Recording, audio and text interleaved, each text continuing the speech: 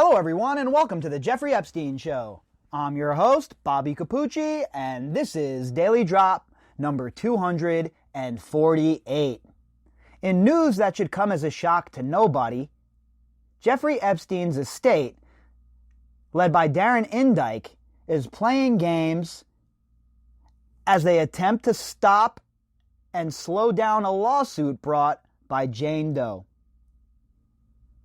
If you've been following this case and you know anything about Darren Indyke and the way he has conducted himself since he's been in Jeffrey Epstein's atmosphere, then you know right off the bat we're not dealing with somebody who is reliable.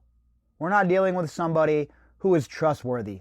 In fact, in my opinion, we're dealing with somebody who is an actual co-conspirator. This man should have nothing to do with the estate. He should have nothing to do with the trust. And in fact, the behavior of the estate in situations such as these just goes to re-victimize these survivors. These people think that they can slow down all these court proceedings, stonewall, stop people from getting documents, not provide documents for discovery, and that it's all going to be just fine and well. But what they're learning now is that is no longer the case. The narrative has been shifted. This article is from abcnews.go.com. The author of the article is James Hill. Headline: Survivor's attorney accuses Epstein estate of attempts to stonewall lawsuit. An attorney for a woman who claims to be the first known child sex abuse survivor of Jeffrey Epstein and Ghislaine Maxwell is accusing the legal team representing Epstein's estate of withholding evidence and attempting to prevent the testimony of a key witness, according to a letter sent to the judge overseeing her lawsuit on Wednesday. That should shock nobody, like I just said in the opening statement. Darren Indyke and Khan both should be nowhere near this case. And I have a funny feeling that if prosecution pursues this case the way that they should, in a very robust and aggressive manner, then they'd have no other choice but to bring Indyke in as well for questioning, at the very least under oath. This man was involved in all sorts of financial transactions for Epstein and the rest of these morons. So he was facilitating a money laundering ring. How is he still part of the estate? How is he acting as an executor? This behavior flies in the face of fairness, professionalism, and much-needed justice, wrote Robert Glassman, the lawyer for the accuser, who filed the suit under the pseudonym Jane Doe. According to the letter, attorneys for the estate have failed to turn over a single page of evidence in the 3 months since being served with pretrial requests. That's what they've done from the beginning in this case when it comes to Jeffrey Epstein and the people that are in his circle or were in his circle. They have attempted to delay, they have attempted to muddy the waters, and they have attempted to drag their feet every single step of the way. And you see that same strategy continuing here, and they're attempting to get away with it again. Let's hope that they get a taste of reality like their good friend Ghislaine did. The estate missed a previously agreed upon deadline to begin producing documents in the possession of the estate that contained Doe's name and information, Glassman wrote, and he claimed they abruptly called off a scheduled deposition of Darren Indyke, one of the estate's co-executors and a longtime lawyer for Epstein and his affiliated companies. More than that, friend, confidant, not somebody that's just has a business relationship with him, just a working relationship. As much as I think Epstein is the scum of the earth, I believe that everybody is entitled to legal defense, right? But this went way beyond that. This is a man who was facilitating things for Jeffrey Epstein by participating in the financial crimes. The estate is engaging in obstructionist litigation tactics intended to stonewall and deprive Jane Doe of plainly relevant discovery, Glassman wrote in asking for a conference with the court. It is clear that absent court intervention, the Epstein estate will not comply with its basic discovery obligations. And again, that's par for the course with these people.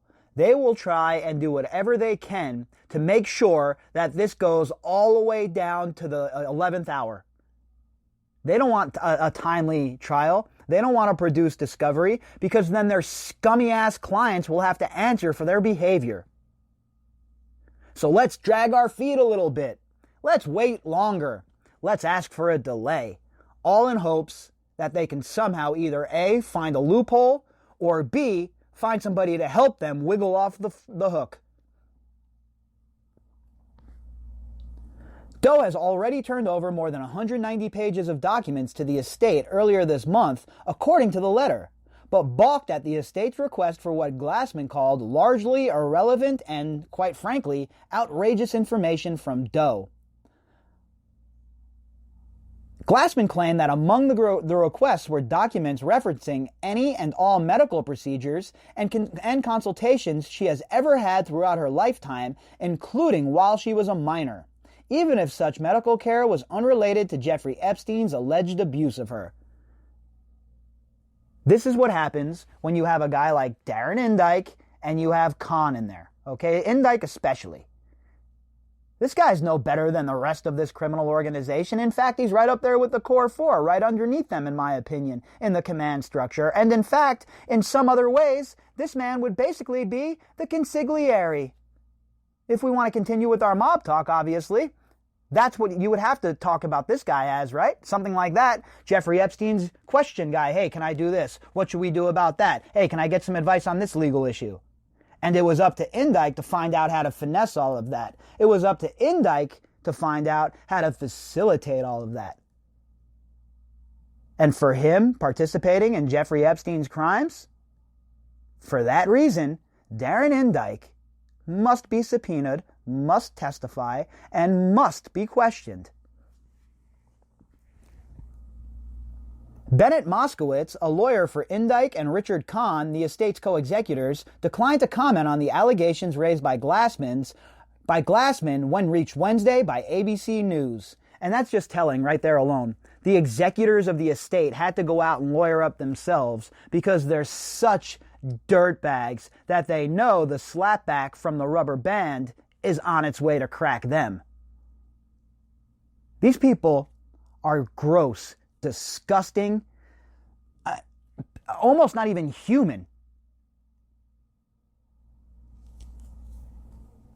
But in a response filed in court Thursday, an estate attorney called Glassman's letter very premature and a misrepresentation of what had occurred. Of course, it's always a misrepresentation. Oh, no, that's not what Mr., what we thought here, Mr. Khan thought here, what Mr. Indyke thought here. No, it's not, okay? It is not a misrepresentation. These executors in this estate have made a habit of not turning over documentation when required, of making the judge force their hand, and dragging their feet the whole way. The estate claims that Indyke's deposition was taken off the calendar to allow time for Maxwell's lawyer, who had just entered the case, to confer with all parties about setting new schedules and contended that the production of documents in their possession was being held up only because Doe's lawyers had yet to agree to a confidentiality order, which must occur before we produce documents that referred to Doe, who filed this case anonymously by her real name. And I think that's something that's pretty important that's buried in that paragraph, is the fact that the estate claims that Indyke's deposition was taken off the calendar to allow time for Maxwell's lawyer, who had just entered the case. Why is Maxwell's lawyer in the case? Maybe because of the suit that she was going to bring against the estate for them to pay for her?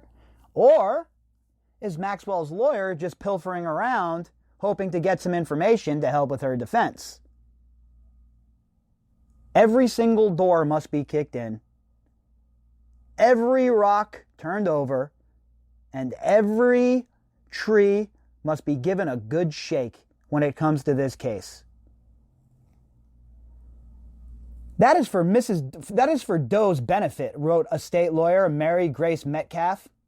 Glassman told ABC News Thursday that he hadn't agreed to delaying Indyke's deposition and that he sees no need for a confidentiality agreement to protect the identity of his client because there is a prior court order which deals with that.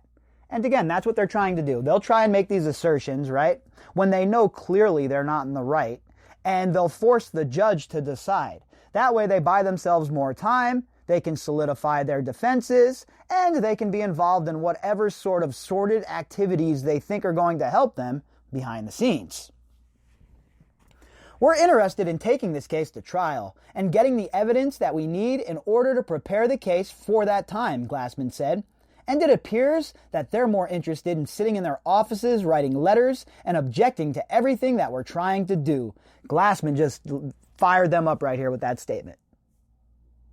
He just told the estate that he is ready to go to trial and bring this before a jury. That is the absolute worst thing for Jeffrey Epstein's associates, the worst thing for his estate, and it most certainly is not going to be a good situation for Indyke or Khan. Can you imagine getting that jury summons and sitting on that jury pool and learning all of the stuff that we know, just the circumstantial stuff that we're privy to? Imagine you compound that with what the feds already know, with the case that they're building, and you're sitting on the jury? Forget it. These dudes are in big trouble. They better figure this out, and they better appease these survivors. Lawyers for the estate have previously asked the court to dismiss some of Doe's claims as beyond the statute of limitations. The lawyers for the co-executors have also encouraged Doe to participate in an alternative resolution program established by the Epstein estate, which launched last month after protracted delays. Yeah, of course, like I said, they do not want discovery, no matter what they say. This includes Alan Dershowitz. This includes Prince Andrew. This includes George Mitchell. This includes Bill Richardson. This includes Glenn Dubin. This includes Lex Wexner. None of these people want discovery because that is where the rubber meets the road. Do you think it's a coincidence that Ghislaine Maxwell settled out of court before discovery with Virginia? Of course it wasn't. They all understand the stakes, and they understand that if they go to discovery, it is absolute hammer time. The details in Doe's lawsuit, which was filed in January against the Epstein estate and Maxwell, are substantially similar to the allegations pertaining to one of the 3 minor survivors included in the federal charges against Maxwell, who was accused in a 6-count indictment of assisting, facilitating, and contributing to Epstein's alleged abuse of 3 minor girls between 1994 and 1997. This is significant as well. So if the claims are as similar as they appear to be, not only is Jane Doe spearheading, along with Annie, the criminal portion of Ghislaine Maxwell's downfall, she is now hammering their estate as well. So Jane Doe, if you're listening to this podcast by any off chance, good for you. Way to stand up for yourself and go for the throat. Get it all. Whatever you can get out of these people, you have earned it. Get it all. Jane Doe was their first known victim and subsequently abused by Epstein and Maxwell for years as a young girl, suffering unimaginable physical and psychological trauma and distress, her complaint said. I can only imagine. I can only imagine. And for people who act like, oh, it's about the money is a small little part of what these girls are owed by these scumbags and society as a whole, if you want the truth of it. Because all of us, me included, everybody who ignored this story when it was happening originally. Well, I mean, really? And to ignore it after you know about what has occurred, I can't even imagine. But what Jane Doe suffered at the hands of these people for years, of course she deserves whatever sort of compensation is coming her way. I hope it is 7 figures for all of these girls, every last one of them. And I hope that the estate is left penniless when it's all said and done. Maxwell pleaded not guilty to the charges at a hearing earlier this week and was ordered held without bail pending trial in July 2021. That trial date is set for July 12, 2021. A week after Maxwell's July 2nd arrest in New Hampshire, her attorney filed an answer to Doe's lawsuit denying the claims while also noting the overlap between the lawsuit and the criminal case against Maxwell in New York. And now remember, the other case in Preska's court was also delayed for a while. So there was things going on behind the scenes that we weren't privy to. But when Maxwell got the case delayed and it was pushed back because of the criminal case, that is when you really knew the writing was on the wall and that Maxwell and the co-conspirators were about to get got. And the rumbling started a few weeks before the arrest, but they were there. There were some clear signs that something was occurring. Miss Maxwell's denials of factual allegations in Doe's lawsuit shall be interpreted the same as pleading not guilty to the various counts in any criminal indictment, wrote Laura Menninger, a lawyer who has represented Maxwell in civil litigation for 5 years. And Laura Menninger has been trying to run that same kind of story with Ghislaine Maxwell since the beginning, right? And she has been unsuccessful in her pleading with the court for the most part. So I am not shocked to see that Ghislaine Maxwell added a couple of high-profile lawyers to help steer her clear of the charges, hopefully, in her mind, right? She wants the best lawyers possible, and that's why they brought in Everdell and Cohen. Because Menninger, well, she seems to be a lawyer that mainly deals with civil litigation and not such high-profile cases. But I do believe she is taking part as part of the team in the criminal defense as well.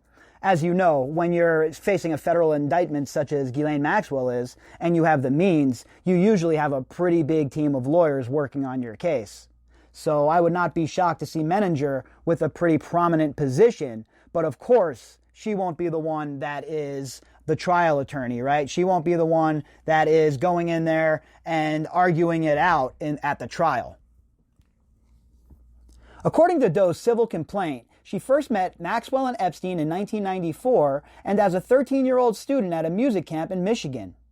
A months-long grooming process continued, she alleges, after she returned home to Florida, where Epstein had a seaside estate on Palm Beach Island. Doe's father had recently passed away, the complaint said, creating an opportunity for Epstein and Maxwell to fill the void. How often have we heard this story, huh? How many times have Ghislaine Maxwell and Jeffrey Epstein and the rest of their disgusting-ass co-conspirators preyed upon somebody from a disadvantaged home, somebody from a broken home due to, like here, a death in the family, or parents who have their own problems with drugs or alcohol? How many times have we seen it? And it is the MO that they used continuously, over and over and over again, and it is absolutely obscene. Epstein gave himself the name of Doe's godfather, while Maxwell acted like an older sister to her, her complaint said. They took her to the movies, went shopping with her, and lounged around Epstein's estate with her. That's part of the grooming process for those of you out there that might not understand how that occurs. They're looking to get her to feel comfortable, to feel safe around them, and then to normalize their behavior. And they were very good at that. When you have people that are naive, and most people at that age are, and you have somebody like Ghislaine Maxwell that comes in and offers comfort to these young girls, they never thought in their wildest dreams that this well-spoken, prim and proper lady would be involved in any sort of abuse against them. And that was all part of the plot. Doe, now 39, alleges the abuse escalated over the next few years as Epstein and Maxwell asserted more and more control over her life and aspirations. Epstein paid for voice lessons, private high school tuition, and even co-signed a lease on a New York City apartment for Doe and her mother, according to her complaint. And again, that's what he would do. He would use his money, he would use his power, and he would offer these girls just a little sliver of something. And when you have never had nothing, and you've been poor your whole life, well, even a little bit of nothing is better than nothing at all, right? And a lot of these girls were lied to. Oh, you're going to get a job doing this, or we'll hook you up and you'll be a model for Virginia's Secret, or whatever it may be. It was all part of the grooming process, and that is why Ghislaine Maxwell is so intricate in what went on with Jeffrey Epstein's criminal enterprise. Do not let her get off as a victim. Do not let her get off as somebody who was just a wilting lily, because that is not who she was. Ghislaine Maxwell had a leadership role. Ghislaine Maxwell was calling the shots from behind the scenes, the shadow boss. She claims the abuse occurred at Epstein's homes in Florida, New York, and his ranch in New Mexico, and that she would often travel to those locations with Epstein and Maxwell on one of Epstein's private jets. Again, New Mexico is an absolute shit show. How is there not an investigation going on by the state of New Mexico? Are you people kidding me right now? Well, you got better things to do? What exactly is going on in New Mexico that you can't find the time to go kick in the door at Zorro Ranch? How many girls have to come out and say they were abused there? How many sources have to come forward and say this occurred? And yet, on a local level, all we get from them is, oh, we're sharing information with the SDNY? I don't know about you, but if I was a local in New Mexico, I would be demanding a state investigation into this. Epstein's system of abuse was facilitated in large part by his co-conspirator and accomplice, Maxwell, who helped supply him with a steady stream of young and vulnerable girls, the complaint said, many of whom were fatherless like Jane Doe and came from struggling families. I love that they call her a co-conspirator and accomplice here, because that is the fitting terminology, not socialite, okay, not ex-girlfriend. Nice try setting up the defense for them, but it's not going to cut it. Doe's case is one of just a few civil actions against the Epstein estate that are being actively litigated. Most of the pending lawsuits have been put on hold by alleged survivors while they submit their claims to the Alternative Resolution Program. And again, I'm all for that program. And here's the thing, it really doesn't matter what any of us think about it. As long as the survivors are okay with what goes on when it comes to the justice here, people getting arrested, and the compensation program, that should be all that matters to anybody, honestly. Because for so long, they were told that they were liars. They were told that none of this ever happened. And now, Jeffrey Epstein's estate is about to pay out $655 million to these very same girls that they painted as liars. You know what that's called, my friends? That is called validation of claim. Epstein's estate is valued at more than $655 million, according to a May 5th filing in probate court in the U.S. Virgin Islands, where Epstein owned a private island compound that served as his primary residence since 2010. The criminal indictment against Maxwell is likely to further complicate Doe's efforts to obtain evidence and testimony necessary to pursue her civil claims. It is expected that Maxwell will eventually seek to pause the case, at least as it pertains to her, while the criminal case against her is pending. And that's pretty normal for situations like this, right? They'll suspend one of the trials, obviously the civil side, and they'll continue with the criminal side, and then after they can finish up the civil portion of it. But again, it's not like Ghislaine Maxwell was just some, passenger on this trip, okay? And Jane Doe explains very clearly how disgusting Ghislaine Maxwell was, very clearly that Ghislaine Maxwell was part of the abuse, and all of the evidence that has been provided also paints the same picture. Ghislaine Maxwell is looking at never seeing the light of day again, folks. And to be honest with you, I don't think she should. This is somebody who was involved in a reign of terror, basically, for decades, and she has no remorse. In fact, it looked like she was ready to bug out. Up in New Hampshire, 2 hours away from the Canadian border. You mean to tell me she has no contacts in Canada? You mean to tell me there are no private airfields that she could have been swooped away to and then off on a flight back to France? That's really out of the realm of possibility when we're dealing with people of means such as Ghislaine Maxwell? Of course it's not. Of course it's not.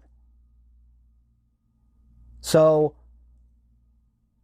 this criminal case, her only out here is to serve up some huge names. And when I say out, I don't mean she's going to get off, because she's not going to get a plea deal like you're thinking, where she gives up names and she walks scot-free. That's not going to occur in this case, in my opinion. This lady's in big trouble. She's facing basically life in prison. And there is no hope on the horizon as the allegations continue to come hot and heavy from every corner. I wonder, is Prince Andrew sweating? Or has his disease gone away? Because at this point, where we are right now, the end is near for all of these people. If you'd like to contact me, you can do that at bobbycapucci@protonmail.com. That's BOBBYCAPUCCI@protonmail.com. You can also find me on Twitter at BOBBY_CAPUCCI. All of the links that pertain to this episode can be found in the description box. All right, everybody, we'll be back later on with some more. Hope you all have a fantastic night.